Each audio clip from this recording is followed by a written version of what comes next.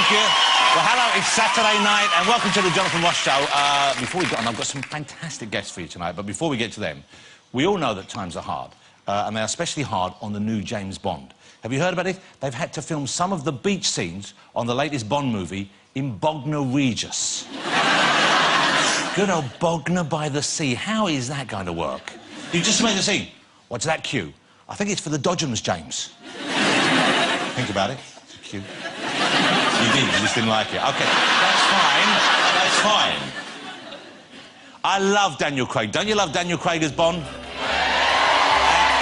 everyone remembers that classic scene of him coming out the sea in his trunks. That was in Barbados. How will that work in Bognor?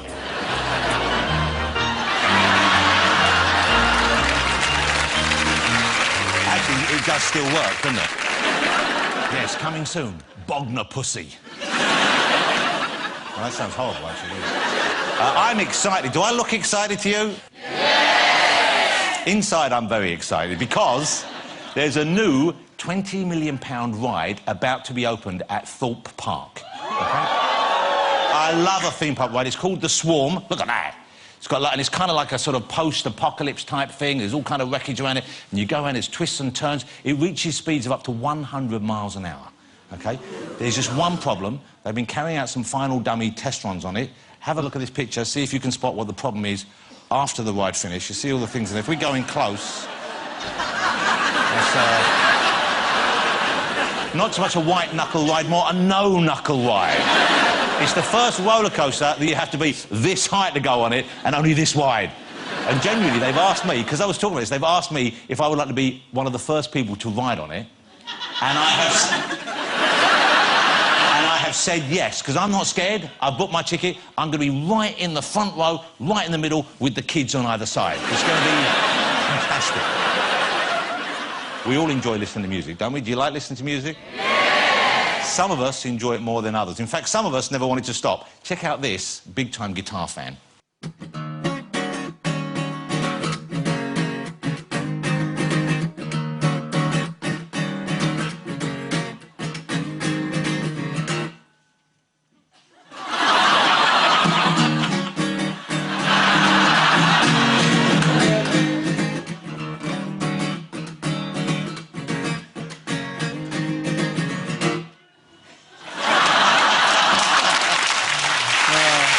He loves it.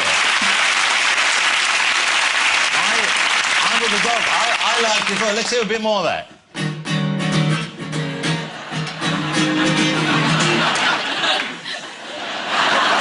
Let's see who's on the show tonight, shall we? My first guest is Hollywood's finest, ladies and gentlemen. The one and only Mr. Denzel Washington. There he is.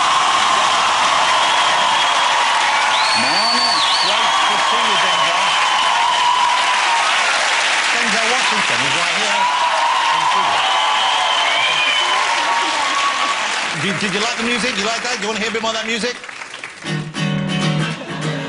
Yeah. Denzel Washington, ladies and gentlemen. There he is.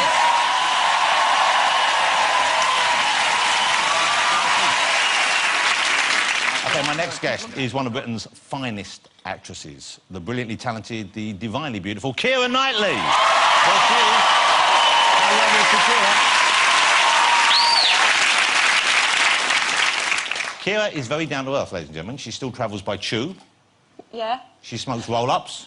Occasionally. She supports West Ham. I do. Okay. Yeah. That's probably why you're mistaken for Ray Winston so often. It is. It always happens. Keira Knightley, ladies and gentlemen. She's here. She's gorgeous. And next up, I'm thrilled, is our only homegrown hard man and one of the finest actors you'll ever see, Mr. Tom Hardy. Tom Hardy, right there.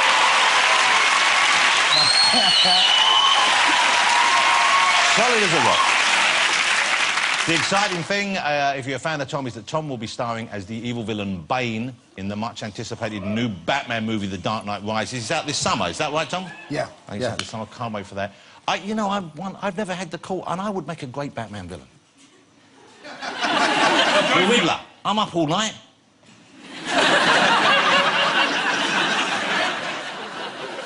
Let's have some more of that music, shall we?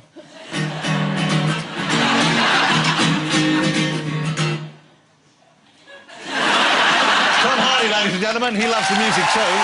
Who doesn't? All right. Oh, and that's not all. We also have some fabulous music for you this evening from the wonderful, the fantastic, the legendary Dionne Warwick.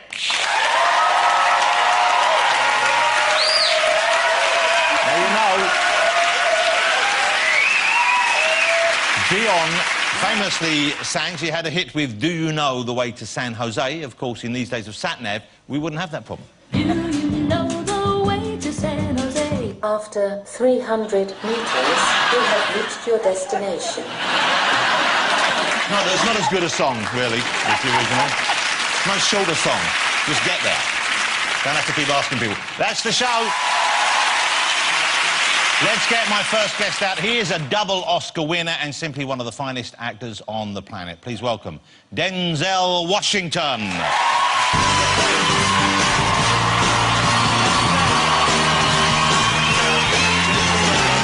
Mr. Denzel Washington. Looking good. That's it, give it a hoik up. Yes, it. Get him sorted out, put him in the right place. That's right. That's correct. You don't want to sit down on one of them. At our age, they do go straight, don't they? Oh, no.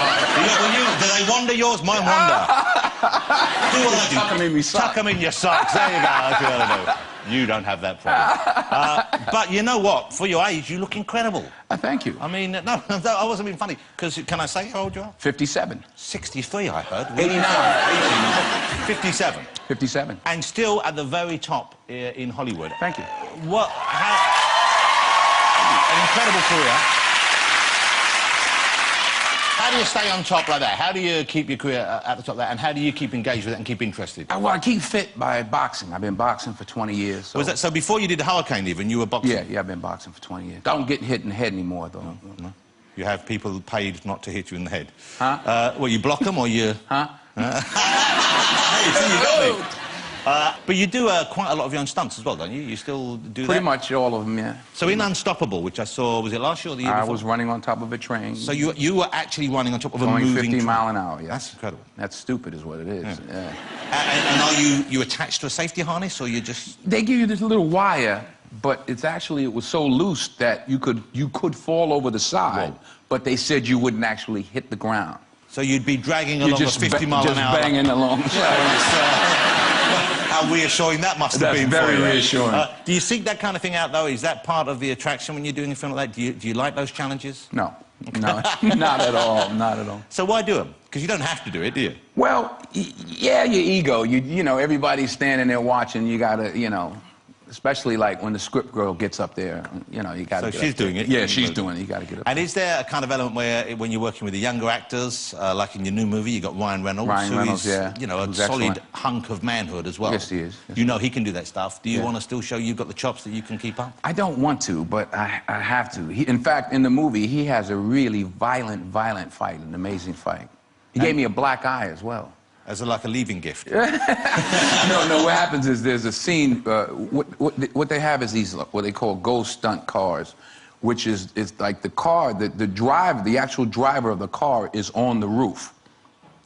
Oh, Yeah. so when you're doing the crazy So driving... when you're doing the crazy stuff, I mean, we're going 100, 120 kilometers an hour, flying around and all this. So I had, what do you call it, handcuffs on, and I was supposed to come up behind him and try to choke him with the handcuffs.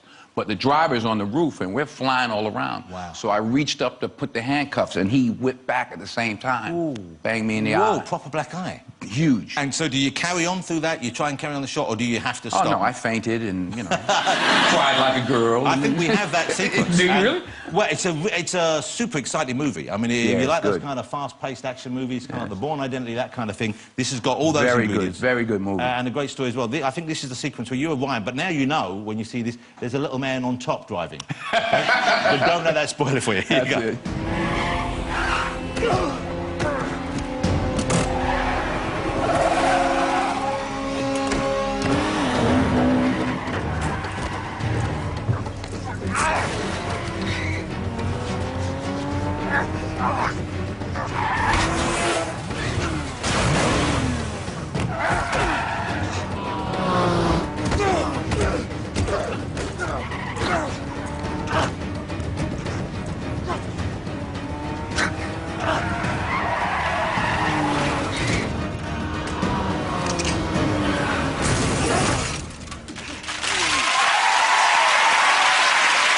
the action right there. Yes, and as you can tell, it was an extremely little man on the top. You can't even see him. But you've got to have a lot of trust in him as well as what you're doing. I The mean, driver, yeah, the man on the top. Yeah. Yeah, because sometimes we were on like 2 wheels. Wow. Yeah, crazy. I didn't realise it was as dangerous as that. I thought maybe it was in a studio with green screens or that. I mean, it didn't feel that way. No, but real thing. well, that's it's called Safe House. It's out 24th of February, and it's a good CIA kind of plot and a story going on as well. And you are essentially, it's a bit more complicated than that, but you're sort of the bad guy. I am a sociopath. I am a manipulating, murdering, cheating, traitor, just like myself, pretty much. But there's kind of a reason for that, and he's not out and out just nuts. No, he's a sick man. He's Okay, a sick he is, man. okay. Yes, he is. I kind of liked him. Maybe that shows me in a bad light. We've seen the clip of the movie there. I want to talk to you about some of the other films, obviously, okay, and a little bit about your family life, because I want to ask you about a dinner party you had recently, in which, if I'm right, in what I read, you had along as guest Nelson Mandela was there? Oh, this was a while back. Was yeah, it? he came to my house, yeah. Okay. And Sylvester Stallone? Yeah, he wasn't invited. He was funny. Okay, well, no, look at... It sounds like the best episode of Come Dine With Me ever. I'm going to ask you about that after the break. Don't go away. I'll be back with Denzel Washington after these.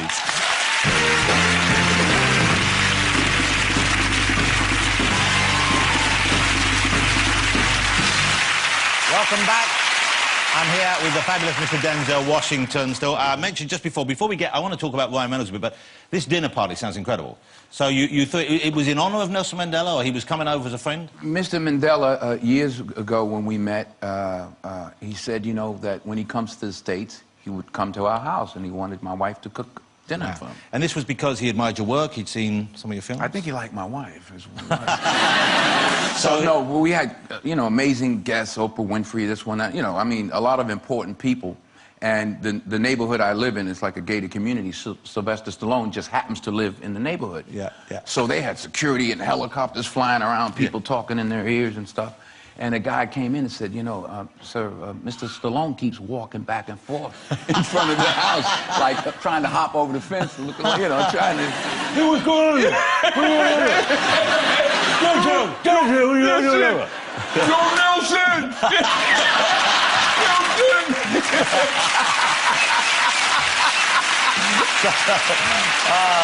So you being a generous guy, you said, come on in. I said, nah, make him wait. No. I let him come to the court. But are you interested in politics yourself? Because you engage very much with life, and I know you're obviously a smart man, and you're obviously a caring man, and you're friends with President Obama, I believe? Yes. Well, not friends, but I mean, you know. Well, how close to being friends? What is the relationship? Well, you know, he wanted to come over. I said, no. Busy. Oh, I'm in trouble now. Yeah. My passport will be worthless now. It's okay. This is a better country. It's a better country. But would you be interested? Has anyone ever asked you? Have they asked you to get involved in politics? Have you put your name down in that kind of? You know, I vote. You know, I pay taxes, but no, I'm too smart to get in politics. Just because of the backbiting and the. I wouldn't. It doesn't pay enough, first of all. Okay, let's go back to Safe House. Yes. This is the movie, and you're co-starring with Ryan Reynolds. Yes. Very talented young actor. And he has been fulsome in his praise of you. Have you read the things he said about you? No.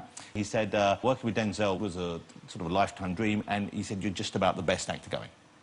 And the problem that brought for him working with you was that sometimes when he was in a scene, he would forget to act, and he would sit there and be watching you acting. Oh, is that what it was? He would...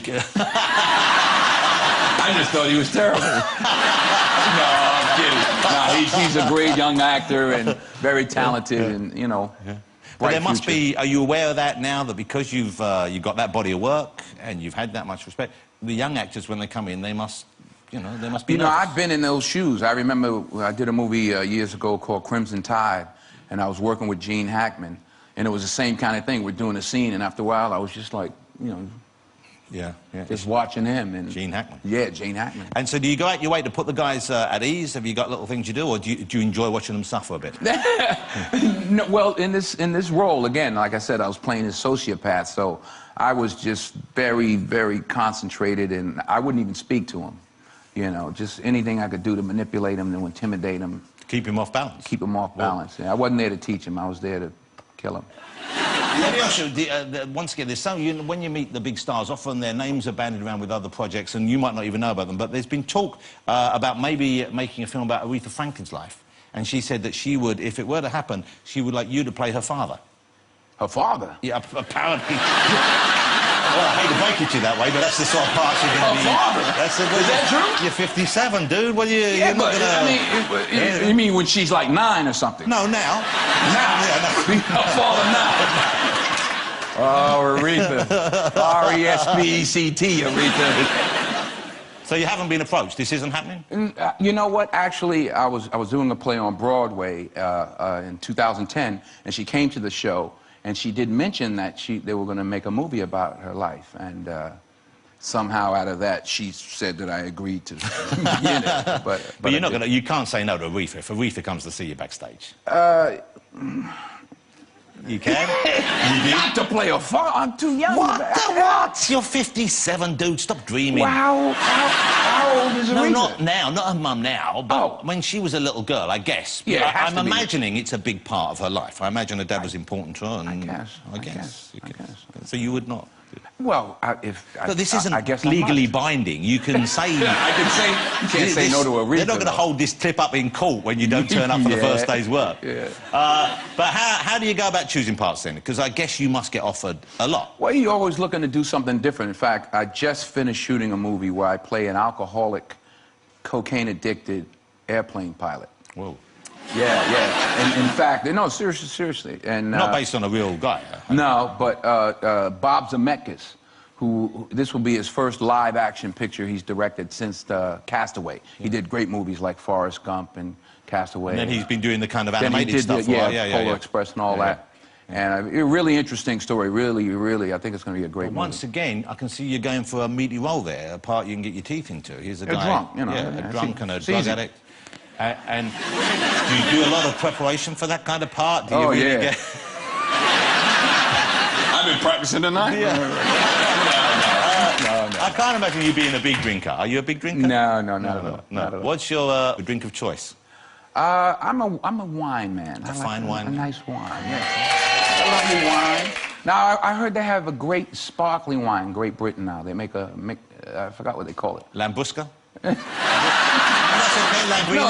nobody heard of it. I heard they make a really good... Have you ever tried a drink called WKD over here? It's a nice drink. A WKD.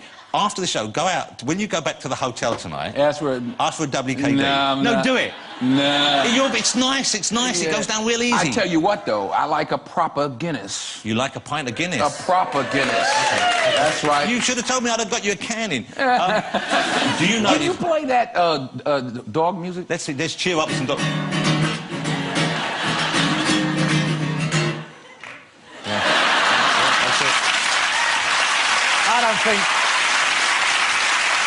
I don't think we can top that.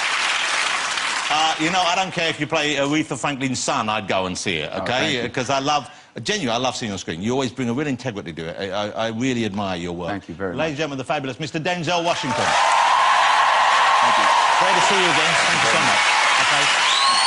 Denzel Washington. Join us after the break. I'll be chatting to Keira Knightley. We've got Tom Hardy coming out and music from Dionne Warwick. Don't go away.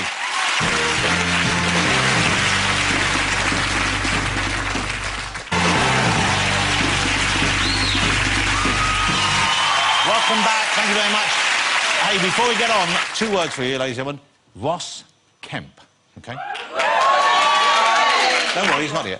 Now, for most of us, that name spells TV star. He's an award-winning documentary maker as well. But did you know that Ross has, for some time, been one of the internet's top hits? And the reason for that, and I didn't know about this until recently, it's been around for a while, but I wanted to show this if you haven't seen it. The reason is something called Ross Kemp folds. Pictures that make you appreciate just how versatile Ross Kemp really is. What they do is they take a picture, you see a straightforward picture of Ross, and then people have started folding it to make a new version of his face like this one. Okay? It looks like Jean-Luc Picard enjoying a lemon. Here's another one. So you see, he's just got a face that lends itself to it. He looks a bit like Wayne Rooney there, doesn't he? That's what I find so weird. We've got another one here. And I thought we might want to do a bit of folding, so I got some pictures of the guests on the show. There's the one of him. I've got one of Tom Hardy. I folded Tom. Check this out. OK, Keira. Now, Keira has got such a lovely face. Even when you squish it all up and lose bits of it, she still looks great. Look. still looks pretty. And this one, if you do it in a certain way, look, it's Cheryl Cole. Michael Jackson. I'm not Michael Jackson. Denzel. Oh my God, it is. Look at that. It's terrifying. Yes. Denzel, you want a bit of this action? Yes. Okay. Check that out. Don't look too bad. But this one, this is a look. I think I might go out to the States and see if I can have some work done and look like this, because this takes years off me. Let's get my next guest out. She's one of the biggest and most beautiful actresses in the world. Will you please welcome Keira Knightley? Wow.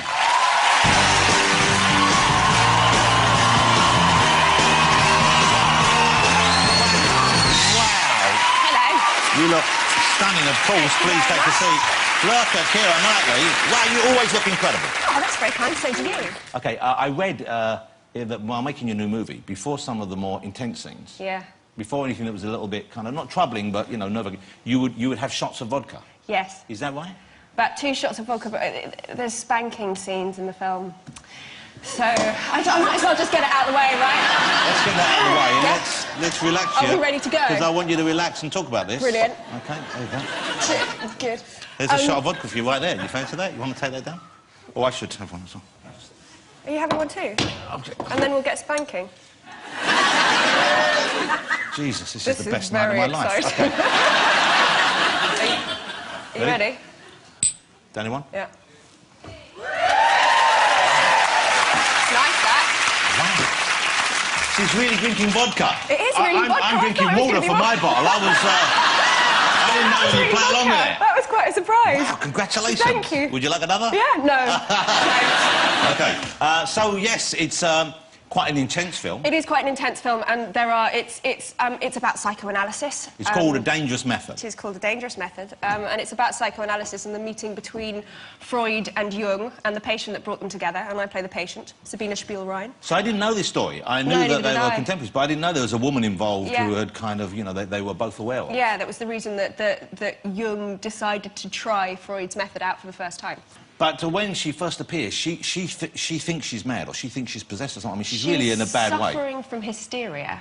Yeah, so she is. So it's, I mean, and it's a devastating story, and what was going on with her is completely devastating, but also incredibly inspiring, because when you see her, like, at the beginning of the film, they'd completely given up hope with her. I mean, absolutely. So... Well, I guess back then they didn't know how to treat people like that. I mean, this was the beginning of these kind of therapies. This was the first person that went through analysis.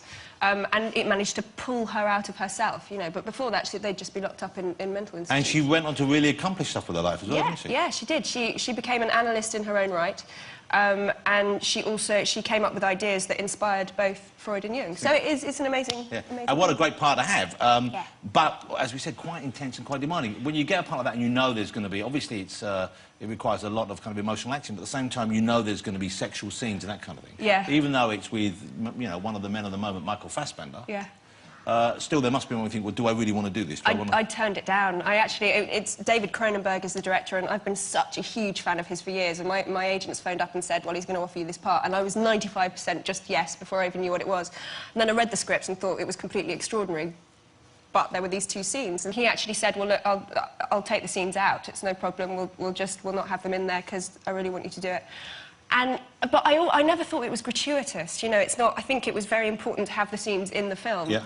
So we just talked about it and made sure that it wasn't kind of... It's not sexy or kind of... or voyeuristic. It's quite brutal and quite clinical. Have a look at this. This is A Dangerous Method. Perhaps she's the one for your experimental treatment. Tell me about the first time you can remember being beaten by your father. It's exciting to me.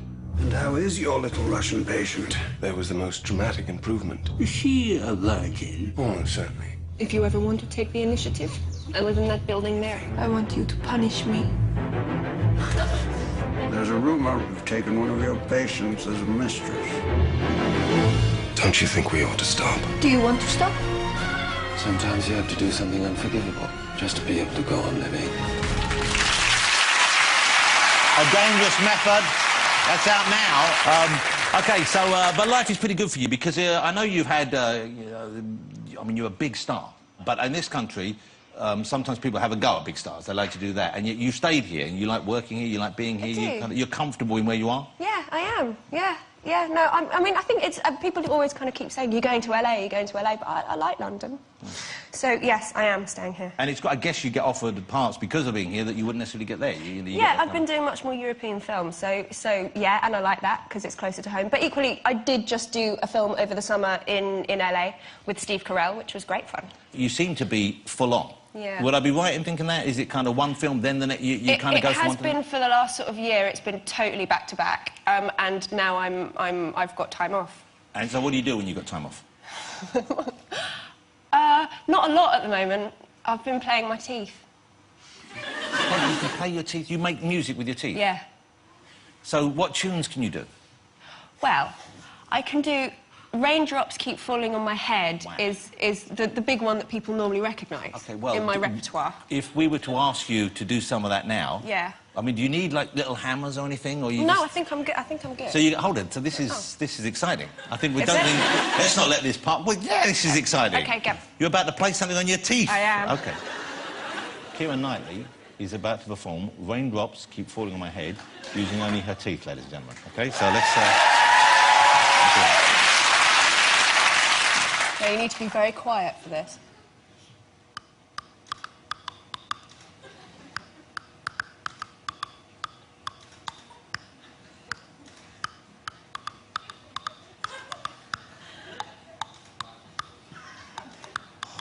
Wow! That was quite extraordinary. That was extraordinary. You are through to the next round. There you go. How did you learn to do that? Why did you learn to do that? There was this kid at school, I think I was at primary school, and he went on... It was something like Jim Will Fix It, and he played his teeth on TV, and he became, like, the biggest rock star in our school. So there's a load of us from Stanley Junior School that can all play our teeth. It's kind of it's an extra talent they all got from It is, school. I know. It's in my CV and everything. So how old were you when you did Bend It Like Beckham? 16. So 16, and that was your first big kind of break. That was when... Yeah. And you are genuinely a football fan. Did that help you get that part? I think it did, because I think I was one of the only girls that went in there and could actually, like, really... I was football crazy at that point. Yeah, so I think it did. And, yeah, I do. I stopped watching it for years, and for some reason, this season, I'm watching it again a lot. And you support West Ham, but they've just gone down, haven't they? They're at the top of the Championship at the moment, thank you very much. They're going to come back up. I'm not watching any of their games, though, because I'm too terrified about it. OK. So, but I've been watching a lot of Tottenham. And so you go to the games themselves? Not the Tottenham games. Why not? Well, I wouldn't go that far. OK. Won't now, come on. No, I do, yeah. But it must be... I would have thought... I wouldn't expect to see you at a football match. Okay? Really? Well, if I was... I wouldn't expect to turn around and see Keira Knightley standing behind and go on the Blues, or whatever colour they happen to be. I don't know. Love it. The Hammers, I believe. The Hammers, yeah. OK, so do you wear disguises when you go? No, I've got my shirt. So people I've got know... my West Ham shirt. I've got my... You know, I've got all the stuff. No. So people notice you and they don't bother you? I don't know. Maybe they don't expect to see me there, so they don't... No, I haven't actually really been recognised when I've gone. I've gone with Ray Winston as well. That's really good fun. Wow, well, they must recognise Ray Winston. They definitely...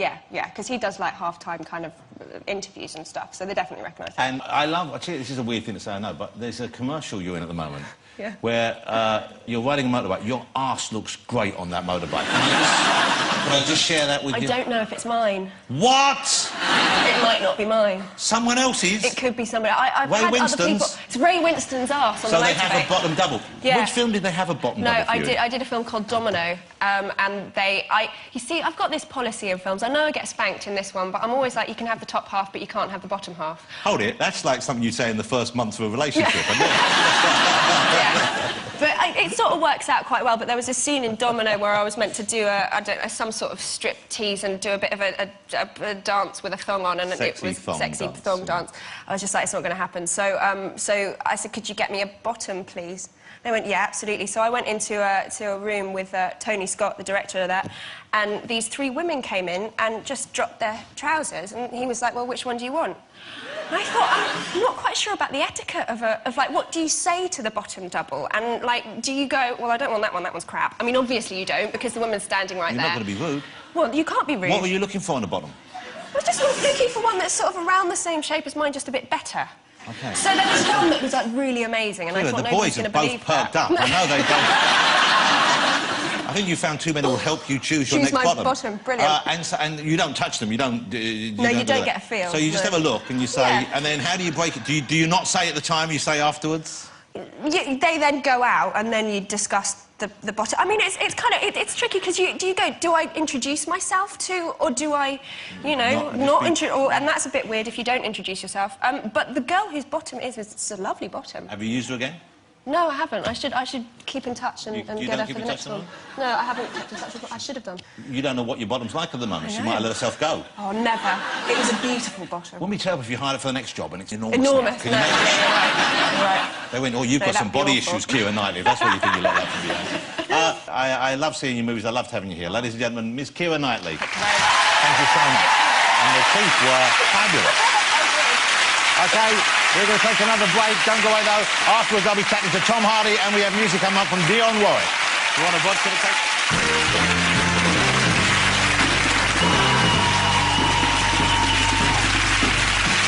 Welcome back. Thanks for joining us now. It's time for my next guest. He's a British star taking Hollywood by storm. Before he comes out, let's have a sneak peek of him in his latest film, This Means War. It's lovely to meet you. Lovely to meet you. Can you excuse me for just a second? I'm just a minute, for a second.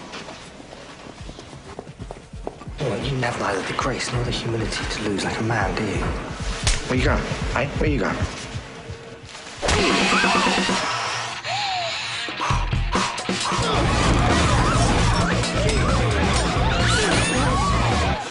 Okay, you can do this. You are a confident woman who can deal with conflict. I'm gonna pass out. Just get out there. Tell them your decision. They're rational. They may even become friends.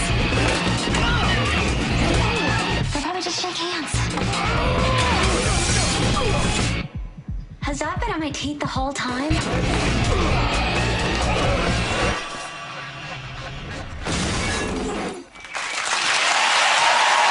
That's him in action. It's Mr. Tom Hardy.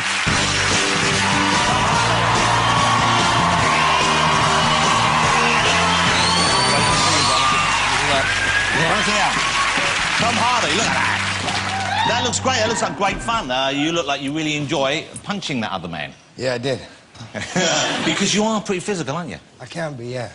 This is a lighter film for you. I'm used to seeing you play very intense, very, you know, often troubled souls. This is a different kind of thing. Yeah. Why go for this? What was the appeal? Well, that was the appeal, actually. I hadn't done anything light and fun. And I always take myself really seriously, so I wanted to do something where I wasn't taking myself so seriously. What do you mean by taking yourself seriously? Well, I beat myself up pretty badly. You know, I strive for a certain level of achievement. Of achievement in acting, in life in general?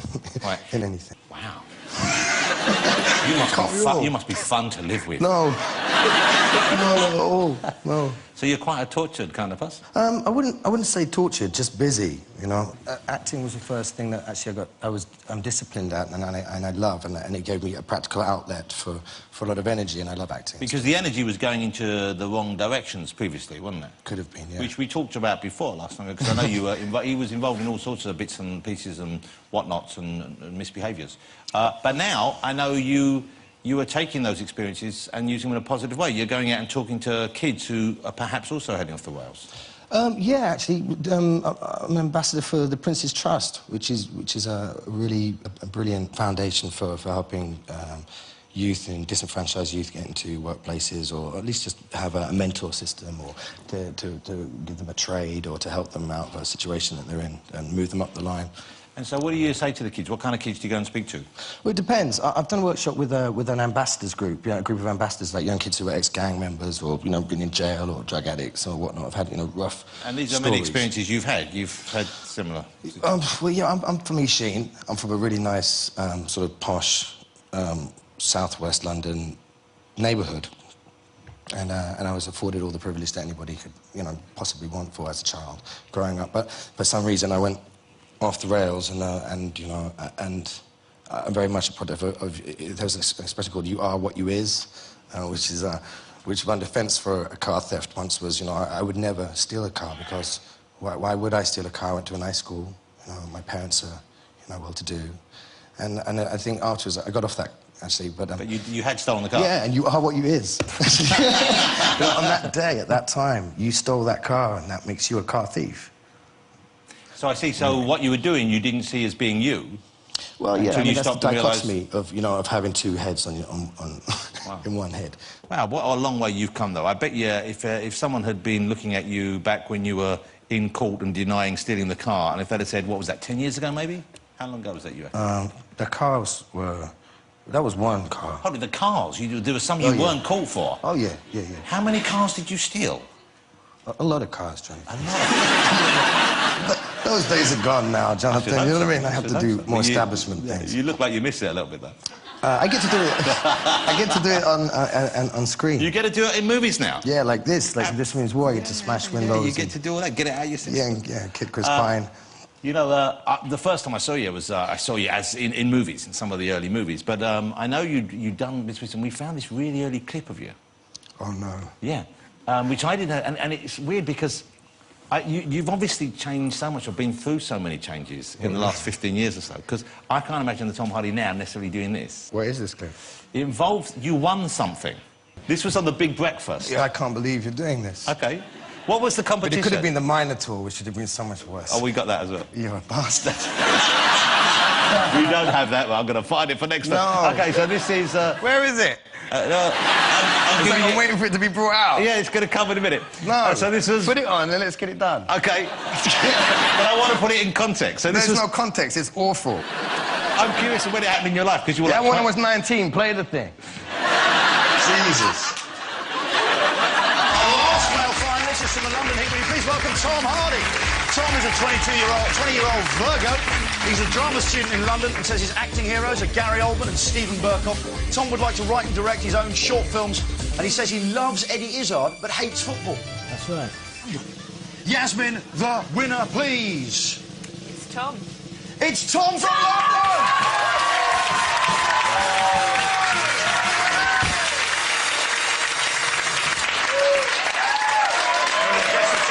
Come down.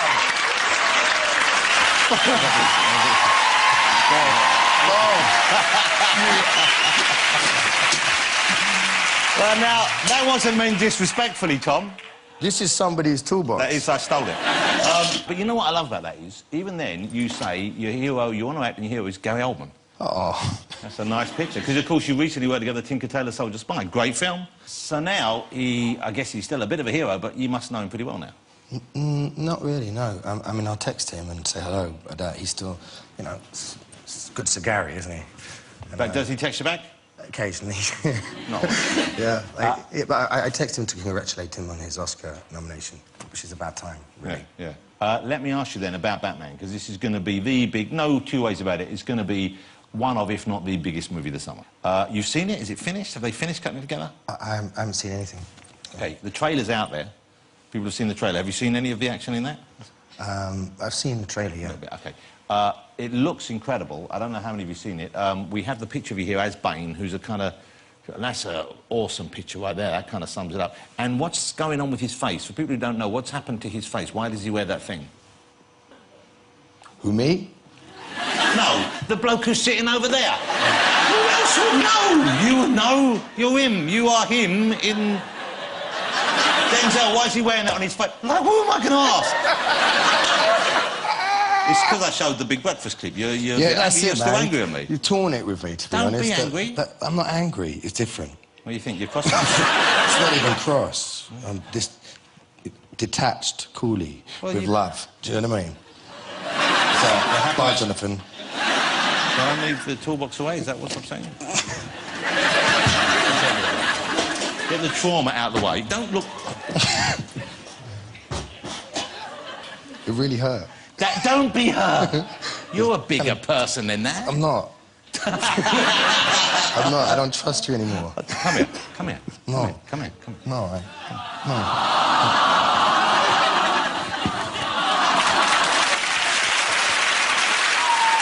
We'll take it out.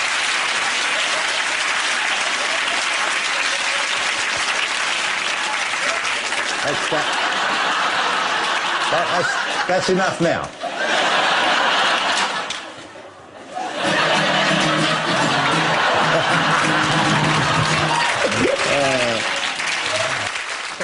Right, well, let's talk about the process leading up to the film, Tom. Yeah.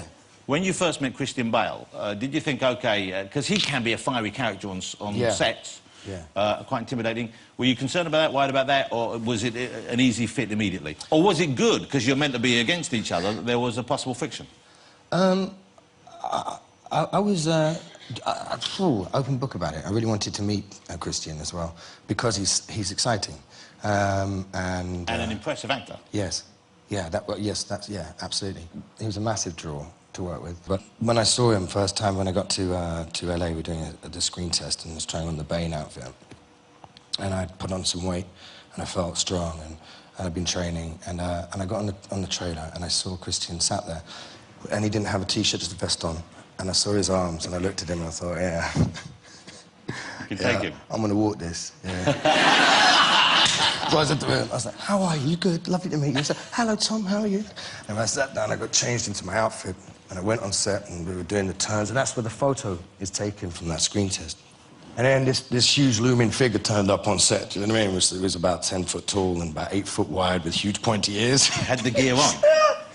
And I looked at him, and he was looking at me like, oh, yeah. Yeah.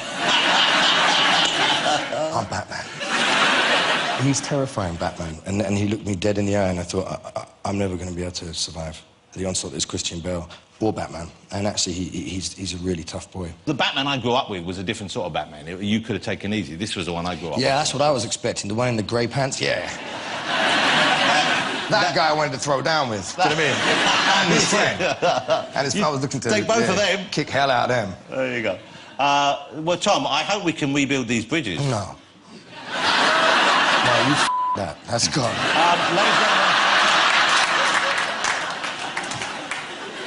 Will you join me in saying thank you to the splendidly entertaining and now slightly furious Me. Mr. Tom Hardy! Yeah. Tom, how'd you do? I didn't know you didn't know we were saying that. All right. Thank you to all my guests tonight. All of them were fabulous. I hope you enjoyed their company. Denzel Washington, the fabulous Keira Knightley, the remarkable and slightly pissed off Mr. Tom Hardy. Join me next week. I'll be chatting to Christina Ricci. We have the stars of Celebrity Juice here, Keith Lemon, Fern Cotton, Holly Willoughby, plus we have music from LMFAO. But now we're in the presence of music royalty. I couldn't be more honoured to have her on the show. I really couldn't. Performing Walk On By, it is the phenomenal Dionne Warwick.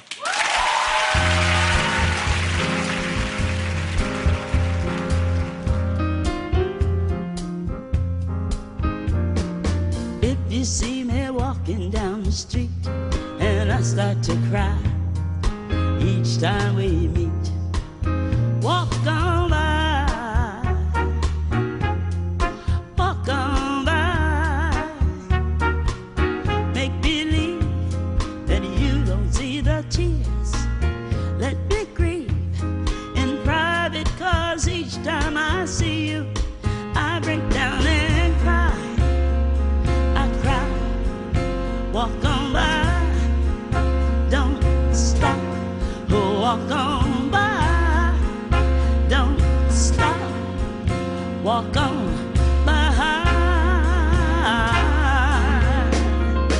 I just can't get over losing you, and so if I seem broken and blue, walk on by.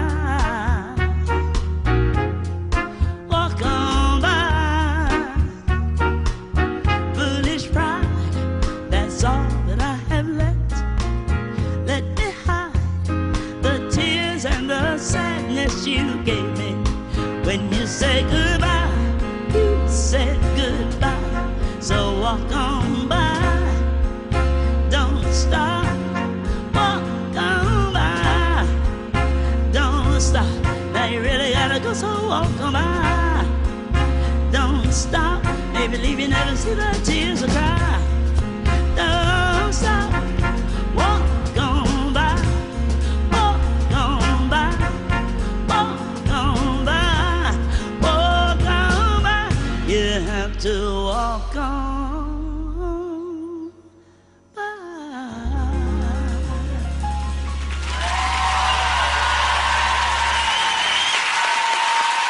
Thank you. Dionne Warwick, ladies and gentlemen. Fabulous. And how lovely to have you on the club. Thank you so much. And Dionne Warwick and friends will be hosting a gala concert at the Royal Albert Hall on the 28th of May for the Hunger Project's World Hunger Day. What a lovely thing to be doing. Yeah, how lovely to have you here. Dionne Warwick, ladies and gentlemen.